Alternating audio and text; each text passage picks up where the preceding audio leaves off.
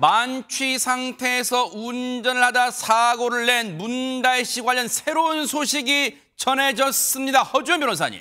그렇습니다. 문다혜 씨가 피해자인 택시 운전기사에게 손편지까지 써가면서 합의를 했다, 이런 소식이 전해졌습니다. 손편지를 써요? 그렇습니다. 사고가 다들 아시는 것처럼 지난 5일에 새벽 2시 반쯤에 발생을 했잖아요. 네. 나흘 뒤인 지난 9일 오전에요. 피해 택시 기사가 피해자 조사를 받았습니다. 1시간 반 정도 조사가 진행이 됐다고 하는데 네. 언론 보도에 따르면 수리비가 한 320만 원 정도 나왔다고 해요. 차량의 왼쪽 범퍼가 파손이 됐고 그 견적서를 경찰에 제출을 했다라고 하는데, 사실 이 수리비도 문제지만 이 사건 같은 경우에는 문다혜 씨의 처벌 수위를 결정하는데 이 택시 기사의 상해 여부가 굉장히 중요한 쟁점이 됐거든요. 왜냐하면은 상해를 입지 않았다고 한다면 음주운전 죄로만 처벌을 받을 것이고 상해를 입었다라는 점이 입증이 된다라고 하면 이 부분은 위험운전치상으로 처벌 수위가 확 올라가게 되는 겁니다. 그래서 이 상해 여부가 굉장히 중요한 부분인데, 실무적으로 상해 여부를 판단을 하는 데는 이 피해자가 상해 진단서를 제출하는 것이 굉장히 중요합니다. 이게 굉장히 중요한 입증 자료가 되는 거거든요. 네네. 그래서 과연 이 택시기사가 상해 진단서를 제출하면서 상해 여부를 주장할 것인가, 이게 굉장히 관심을 가져졌었는데 네. 피해 택시기사가요, 문다혜 씨 측 변호사 사무실에서 합의금과 관련해서 논의를 하고 합의금을 지급받았다는 소식이 알려진 겁니다. 변호사가 제시한 금액에 형사 합의를 마쳤다고 알려지고 있고요. 네. 조건은 공개가 되지 않았는데 피해 기사는 상해 진단서를 제출하지 않을 계획이다, 이렇게 언론에 밝혔습니다. 그 경찰에 제출 안 한다는 거예요, 그러면? 그렇습니다. 제출하지 않겠다, 이렇게 얘기를 해서 사실상 이 사건은 위험운전 치상으로 처벌받을 가능성이 거의 없어졌다, 이렇게 보시면 될 것 같은데요. 네. 양측의 만남 문다혜 씨 측에서 먼저 요구를 했다고 합니다. 근데 이제 보통 이게 피해자와 인적 사항을 알 수가 없기 때문에 경찰한테 먼저 얘기를 해서 경찰이 중간에서 피해자한테 가해자가 이렇게 합의를 보고 싶어 하는데 한번 연락을 해보시겠습니까? 연락처를 드릴까요? 이렇게 의사를 물어보는군요. 물어봐요. 왜냐하면 개인정보를 마음대로 줄 수가 없기 그러네요. 때문에. 근데 이걸 전했더니 피해 택시기사가 동의를 했나 봅니다. 그래서 이 경찰이 중재하에 양측의 만남이 이루어졌다고 하고요. 네. 합의를 마친 뒤에 택시기사가 문다혜 씨의 변호사로부터 사고 당시에는 너무 경황이 없어서 미안하다고 말할 경황이 없었다라고 하면서 죄송하다는 내용이 적힌 문다혜 씨의 손편지를 받았다라고 합니다. 그리고 손편지 받은 뒤에 한 번 더 문자로 미안하다는 얘기를 들었고 문다혜 씨를 직접 만나지는 않았다고 해요. 그 손편지는 버려서 지금은 가지고 있지 않다고 합니다. 아하. 어쨌든 음주 사고를 당시 혈중 알코올 농도가 뭐 면허 취소 수치를 훌쩍 뛰어넘는 수치였어요. 근데 만취 상태에서 운전을 하다 사고를 낸 문다혜 씨 입장에서는 뭐 한숨 돌렸겠죠. 왜냐하면 이 형사처벌 수위가 그렇게 높아지진 않을 것 같고 합의가 됐으니까. 그런데 얘기를 들어보니까 김묘성 기자님, 사고 당시, 사고 직후에 경황이 없어서 미처 사과를 못했다. 이 말은 즉슨, 아니 근데 물론 경황이 없어서 그럴 수 있지만, 아니 근데 사과를 할 정도로, 사과를 뭔가 표시하기는 어려울 정도로 술이 취한 상태였다, 이렇게 해석할 수는 없는 거예요? 그러게나 말입니다. 앞서 말씀하셨던 것처럼 문다혜 씨 사고 직후에 혈중 알코올 농도 수치가 알려졌죠. 0.149%였습니다. 면허 취소 수준이니까 이 수치만 봐도 그때의 상태가 어땠는지 어느 정도 가늠은 가능합니다. 네. 그런데요, 이 피해를 입은 택시기사가 한 언론과의 인터뷰를 통해서 사고 직후의 모습, 그때의 목격담들을 전했습니다. 당시에 문다혜 씨 상태와 관련해서 혀가 꼬부라져서 말을 못했고 술 냄새가 많이 난 데다 눈이 감길 정도였다라고 그때의 상황을 묘사를 했습니다. 그리고 문다혜 씨와 한마디 정도 이야기를 나눌 수 있었는데, 내가 문다혜에게, 그러니까 택시기사님이 문다혜 씨에게 이거 어떻게 해야 되죠? 라고 물어보니까 어떻게 했으면 좋겠어요? 라고 되묻는 이 정도의 아주 간단한 대화만 나누었다라고 그때 당시 상황을 전했습니다. 네. 어떻게 했으면 좋겠어요? 그러니까 지금 택시기사님의 기억에, 물론 택시기사님의 기억에만 의존하는 게 인터뷰니까 일단 택시기사님의 주장이라고 해놓을게요. 그런데 택시기사님의 주장에 따르면 보세요. 이거 어떻게 하죠? 라고 택시기사님이 문다혜 씨한테 물으니 문다혜 씨가 답을 하는 과정에서 약간 공손치 못했다는 걸 지금 얘기하는 것 같아요. 보세요. 문다혜 씨가 어떻게 하면 좋겠어요? 한마디 해. 라는 게, 이 한마디 해라는 게 보세요. 한마디 했다는 게 문다혜 씨가 한마디 해라고 한 건 아니에요. 여러분 오해는 마세요. 어떻게 하면 좋겠어 되묻는 거예요 지금. 그 말을 지금 인용하다 보니까 지금 마치 지금 이런 상태로 혹시 문다혜 씨가 뭐 이 공손하지 못한 것처럼 보이는 거예요. 그런데 보세요. 지금 어떻게 하면 좋겠어요. 지금 되물었다는 얘기 안지용 기자님. 그렇다면 그때 당시에 뭔가 이 상황을 수습할 생각이 있다는 걸까요? 아니면 수습하기에도 지금 어려울 정도로 뭔가 진짜 사리분별 판단하기가 어려웠다는 걸까요? 일단 그 상황에 대해서 좀 더 자세히 말씀드리기 위해서 저희가 영상을 준비했는데 일단 택시 기사 입장에서는 사고까지는 뭐 예상은 못했더라도 뭔가 좀 이상 운전이 있다는 낌새는 눈치챘던 것으로 보입니다. 영상 보면서 설명드리겠습니다. 아하, 네. 자, 사고 전 문다혜 씨는 우회전 신호입니다. 근데 좌회전을 합니다. 결국 도로에 혼잡을 불러오게 되는데 이때 문다혜 씨의 차 바로 옆으로 이 피해 택시가 지나가며 이 모습을 지켜봤다는 거죠. 자, 신호를 위반한 문다혜 씨는 차선을 바꾸려다가 막 손님을 태우고 출발하던 이 택시와 부딪히게 된 건데요. 일단 이 택시기사 지금 내렸죠. 운전석으로 다가가도 차에서 문다혜 씨가 곧바로 내리진 않았다는 겁니다. 2분 50초 정도 흐른 후에 차에서 내리고 그때 이 택시기사와 아까 말씀드렸던 그 한마디의 대화를 나눴던 거죠. 자, 그리고 이 택시기사 어디론가 급히 또 움직이는 모습인데요. 바로 음주 사고임을 직감하고 신고를 하려고 했던 겁니다. 지금 보세요. 택시기사, 지금 택시기사님 움직임 뭐죠? 어디론가 뛰어가잖아요. 그래서 지금 뭔가 이거는 즉 택시기사님 입장에서는요.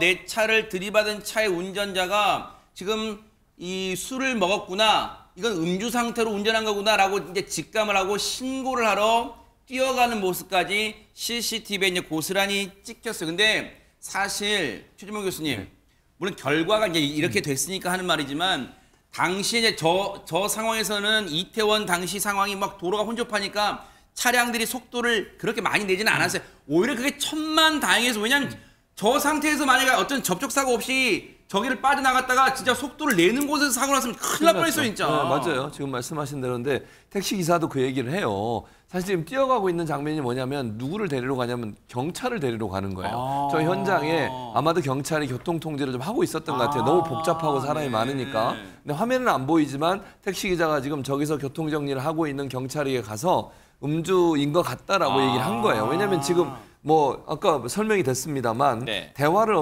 할 수 없을 정도로 혀가 꼬여 있는 상태였고 그 다음에 술 냄새도 많이 나고 해서 바로 현장에서 교통 안내를 하고 있던 경찰관에 가서 사고가 발생했다라고 얘기를 했고 지금 저게 좌회전하고 있잖아요. 우회전 차선인데 좌회전한 것도 잘못된 거죠.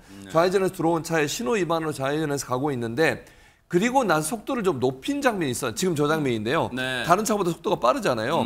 택시기사의 증언에 따르면 약 40에서 50km 정도의 속도로 달리는 걸로 보였고 당시에 다른 차량들은 차가 많아서 20에서 30km 정도 달렸다는 거예요. 지금 피해 택시기사님이 저 상황에서 오고 있었군요. 이제 그렇죠. 보고 있었군요. 문다혜 씨 차를. 맞습니다. 보고 있었어요. 네네. 그래서 보고 있는 상태에서 문다혜 씨가 좌회전하자마자 속도를 높이는 장면이 나왔다. 그리고 나서 차하고 부딪혔는데 우리 택시기사도 그런 얘기를 해요. 만약에 내 차와 부딪히지 않고 저속도로 계속 갔으면 사람을 다치게 하거나 더 큰 대형 사고가 날 수 있었는데 그래도 내 차와 부딪히면서 그게 멈춰졌다라고 증언을 하고 있습니다. 실제로 그 여러 곳에 이제 이 차량에 탑승한 상태 이제 이 뭐 술자리 몇 차를 가진 다음에 차량에 탑승해서 골목길 어귀를 빠져나올 때 그 CCTV 보셨죠? 행인을 칠 뻔하는 상황도 있었어요, 실제로. 그런데 그 행인의 지인분이 잡아 끈 덕분에 사람을 안 치고 그런 게 CCTV에 고스란히 찍혔잖아요. 근데 보세요, 조영은 원장님.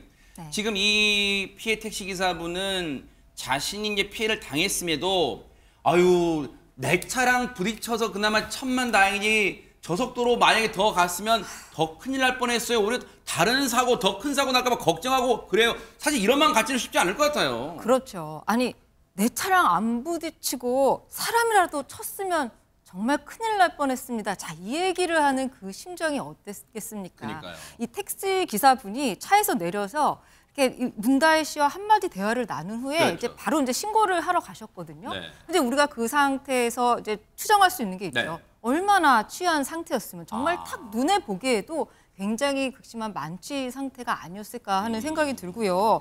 뭐 천만다행히도 뭐 불행 중 다행히도 다행히 또 정말 사람은 안 치고 뭐 더 큰 사고로 이어지지는 않았는데요. 네. 아 정말 이 면허 취소 수준의 혈중 알코올 농도로 지금 운전을 했다는 거 아닙니까? 0.14 그럼 진짜 만만치예요, 네. 만만치 진짜. 이거 정말 심각한 상황 아닙니까? 그러니까요. 정말 이 음주운전은요. 아주 큰 사고로 이어질 수도 있고요. 이 음주운전 피해자들로 인한 사망자들과 그 외상 후 스트레스를 겪는 분들이 해마다 지금 누적이 되고 있습니다. 그래요? 그 가족들이 겪는 고통도 정말 말로 다 할 수가 없습니다. 세상에. 그래서 이 정말 음주운전 절대로 안 되는 일입니다. 네. 정말로 진짜 중요한 말씀 해주신 거예요. 그 피해를 당하신 음주운전 피해자, 특히 사망사고 난 경우 그 유족분들의 그 아픔은 지금도 이어지고 현재 진행형이잖아요. 어쨌든 자 보세요. 근데 호정 변호사님 이 사고 때 애초에 이제 그 합의했다는 말이 전해지기 전까지는 택시 기사님이 어느 정도 다쳤는지 즉 그 다친 정도에 따라서 이 문다혜 씨의 앞서 말씀해 주신 대로 처벌 수위가 높아진다. 여기에 이제 관심이 쏠렸는데 이렇게 되면은 이 사안은 그냥 음주 측정은 혈중 알코올 측정 수준이 있으니까 형량은 낮아지는 거예요. 어떻게 됩니까 그러면? 음주운전죄로만 처벌받게 될 가능성이 상당히 높습니다. 왜냐하면요. 사실 위험운전 치상죄가 적용이 된다고 하더라도 재판까지 가게 되면 이게 상해냐 아니냐를 다투게 되는 경우들이 있어요. 특히 뭐 뼈가 부러진다거나 뭐 전치 뭐 엄청나게 긴 진단이 나온다거나 이러면은 사실 상해 여부에 대해서 다툼이 굉장히 여지가 낮아지는 것인데 네. 그냥 커다란 외상 없이 타박상 정도를 입었는데 이게 상해냐 아니냐 이 부분이 법원에서 좀 다퉈지는 사례들이 많거든요. 그 기준에 대해서 우리 법원에서는 꼭 외상만을 기준으로 하는 것은 아니지만 자연적으로 치유될 수 없는 정도의 신체적 완전성을 손상시킬 정도라고 하면 상해로 보고 있습니다. 그래서 이게 그만큼 구체적인 사안마다 굉장히 다툼이 많이 생기는 부분인데 지금 뭐 실무적으로는 진단서 끊어서 2주 이상의 진단서가 들어가게 된다고 하면 일반적으로 상해로 판단을 해서 기소를 하는 경우가 많은데요. 그런다고 하더라도 말씀드린 것처럼 다툼의 여지가 있는 부분이거든요. 그런데 지금 이 사건에서는 피해 기사님이 이 상해 진단서 자체를 제출하지 않겠다고 하면 수사기관 입장에서는 이게 상해인지 아닌지를 입증하는 것이 상당히 어려워질 수밖에 없거든요. 그걸 강요할 수는 없는 거죠. 그걸 진단서 제출하세요. 강요할 수는 없는 거죠. 그렇죠. 피해자가 내가 이거 자연적으로 치유될 수 있고 뭐 괜찮다라고 하는데 그거를 수사기관에서 다치셨죠 뭐 이렇게 할 수는 없는 거잖아요. 네네. 그렇기 때문에 이거는 입증이 부족하다고 봐서 위험운전 치상 혐의가 적용이 되지 않을 가능성이 높아지고 네. 그렇게 된다고 하면 결국에는 음주운전죄로만 처벌을 받게 될 가능성이 상당히 높습니다. 근데 이 대목에서 허준 변호사님 시청자분들도 아마 궁금해하실 거예요. 근데 피해자 조사, 즉 택시기사님 조사를 마쳤잖아요. 그러면 지금 음주운전을 한 즉 가해자 입장인 문다혜 씨에 대한 조사는 어떻게 되는 거고 오늘도 보니까 MBN 취재기자들이 지금 용산경찰서 앞에 계속 이른바 현장 기자들 흔히 쓰는 말인데 뻗치기 하고 있어요. 기자들 전부 지금 이제나 나올까 저제나 나올까 지금 뻗치기 하고 있어. 언제 부른다는 거예요 그러면? 근데 이게 문다혜 씨에 대한 피해자 조사는 일단 보통은 피해자 조사가 먼저 이루어지고 참고인들이 있으면 참고인 조사도 하고 그다음에 마지막에 이제 피해자 조사가 이루어지는 것이 일반적인 순서인데 그런데 문다혜 씨에 대한 조사가 이렇게 좀 늦어지게 된 이유는 아마 제가 생각하기에는 상해 진단서의 제출 여부를 수사기관에서도 좀 봤던 것 같아요. 왜냐하면 상해 진단서 제출될지 안 될지 이 피해 택시기사의 어떤 상처 정도가 확인이 되지 않는 상태에서 문다혜 씨를 소환해서 조사를 했는데 갑자기 나중에 상해 진단서 제출이 되면 혐의가 바뀌어서 또 한 번 수사를 해야 되는 상황이 되잖아요. 그래서 상해 진단서 제출이 되지 않고 뭐 합의서가 제출이 된다라고 하면 그때는 문다혜 씨에게 어떤 혐의를 적용해서 수사할 건지가 어느 정도 윤곽이 나오기 때문에 아마 일정을 조율하는 시기를 좀 조정을 했던 것 같고요. 네. 지금 피해자 조사도 했고 그리고 주변에 뭐 동석했던 어떤 사람들에 대한 참고인 조사도 음주운전 방조 혐의까지도 경찰이 폭넓게 본다고 했거든요. 네. 근데 이게 성립할 가능성이 그렇게 높아 보이지는 않지만 어쨌든 수사기관에서 이런 주변인들, 참고인들에 대한 조사까지 끝나고 나면 네. 조만간 지금 문다혜 씨 소환이 임박하지 않았나 하는 생각이 듭니다. 문다혜 씨가 음주사고 나흘 만에 피해 택시기사님한테 손편지 썼잖아요. 진심으로 사과했을 거라고 믿어요. 그렇다면 그 사과가 비단 그 피해 택시기사님한테만 그치서는 안 될 거라고 봐요. 일단 경찰 조사 언제가 될지는 모르겠지만 출석하게 되면 성심성의껏 다 받고요. 그리고 그 사과는 국민분들께도 반드시 이루어져야 되지 않을까 그런 생각 해봅니다. 기대를 해보도록 하겠습니다.